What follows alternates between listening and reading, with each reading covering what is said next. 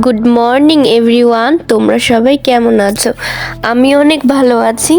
তো সকাল তো হয়ে গেছে, অনেক আগেই ঘুম থেকে উঠেছি, আমার সাথে সাথে মনাও উঠে গেছে।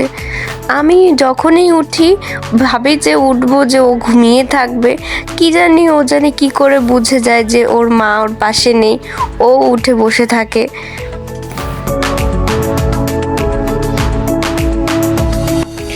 তো মশারিটা গুছাতেই এত অসুবিধা হয় যে কি বলবো। তো যাই হোক, মশারিটাকে গুটিয়ে নিয়েছি আমি। তো এখন জানালাটা খুলে দিচ্ছিলাম যাতে বাইরের মিষ্টি রোদ আমাদের ঘরে আসে।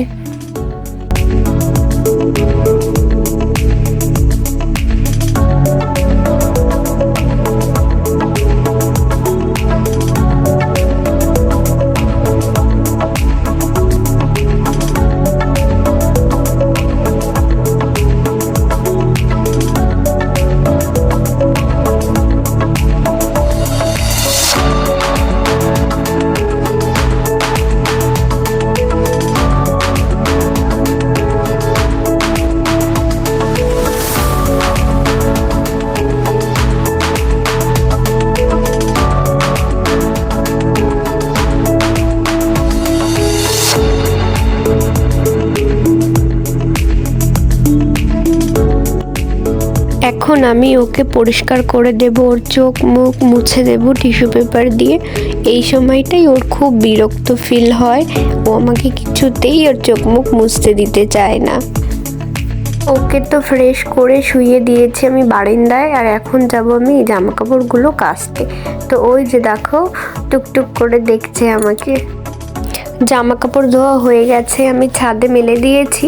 তো এখন খাবো চা, রচাই খাবো আজকে। তো চাটা হয়ে গেছে, এখন আমি খাবো চা।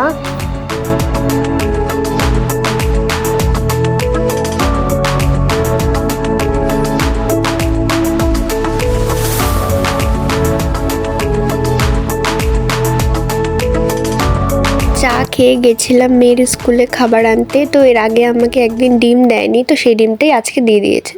তো এখন বাজে সকাল 10টা, ওকে আমি ওষুধ খাওয়াবো, তার জন্য ড্রপারগুলি হালকা গরম জলে পরিষ্কার করে নিচ্ছিলাম, এবং খাওয়ানোর পরেও আমি ড্রপারগুলি হালকা গরম জলে ধুয়ে রাখবো। তো এই যে ও রেডি ওষুধ খাওয়ার জন্য, দেখো মুখটা কেমন করে, সবসময় এরকম করে, ভাবে মা আমাকে কি খাওয়াচ্ছে এটা।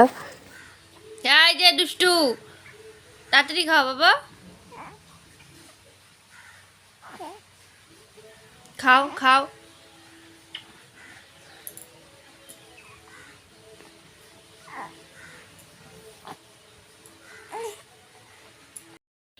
পৌষ সংক্রান্তি তো চলে গেছে অনেক আগেই, তো কি হয়েছে, আমরা বাঙালি, আমাদের উঠলো ভাই তো কটক যাই। তো পিঠে খেতে খুব ইচ্ছে করছিল, শাশুড়ি মাকে বললাম যে মা আজকে একটু পিঠে বানাবে, তো উনি বললো চল তাহলে ঠিক আছে।